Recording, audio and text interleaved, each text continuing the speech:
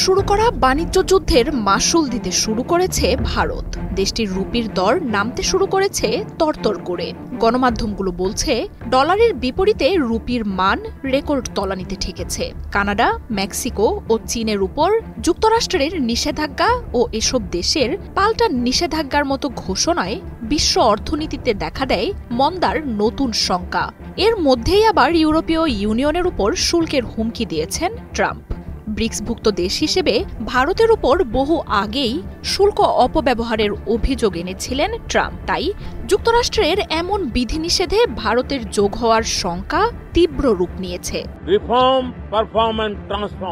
এবারের মেয়াদে ক্ষমতায় আসার পর থেকেই ভারতের উপর একের পর এক তোপ দাগছেন মার্কিন প্রেসিডেন্ট ট্রাম্প। ব্রিক্সভুক্ত দেশগুলোর উপর শতভাগ শুল্ক আরোপের ঘোষণার কয়েকদিন পরই আলাদা করে ভারতকে নিয়ে হুঁশিয়ারি দেন তিনি।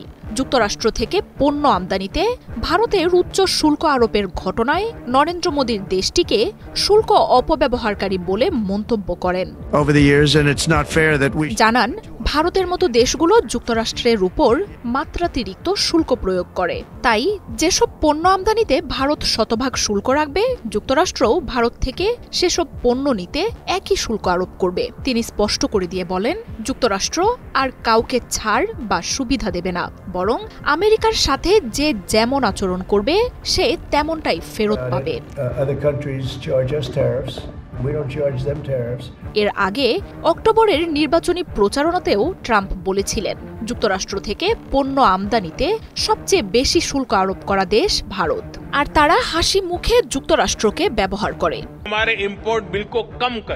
2023-24 অর্থবছরে ভারতের সবচেয়ে বড় রপ্তানি বাজার ছিল যুক্তরাষ্ট্র। সে সময় দেশটিতে প্রায় $78 বিলিয়ন পণ্য রপ্তানি করে ভারত।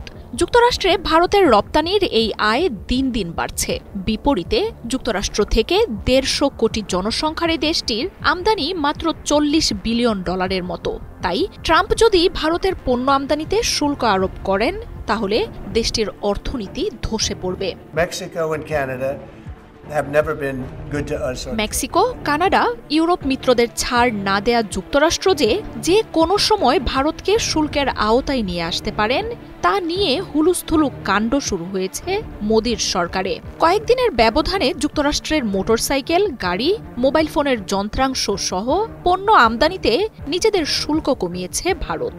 আর এর মাধ্যমে দেশটিতে এখন হার্লে ডেভিডসন, টেসলা, অ্যাপলের মতো কোম্পানিগুলোর পণ্যের অবাধ প্রবেশ ঘটবে বলে ধারণা করছেন বিশ্লেষকরা। ভারতের অর্থমন্ত্রী নির্মলা সীতারমণ বলেছেন, ট্রাম্পের হুমকিতে শুল্ক কমায়নি তারা। জনগণকে আহ্বান জানিয়েছেন নিজেদের অর্থনীতিকে শক্তিশালী করে ভারতকেই ম্যানুফ্যাকচার হাব হিসেবে প্রতিষ্ঠা করতে। प्राइवेट सेक्टर को बढ़ावा देने का निर्णय মার্জিয়া উপমা, 71। बहुत ही ऐतिहासिक है।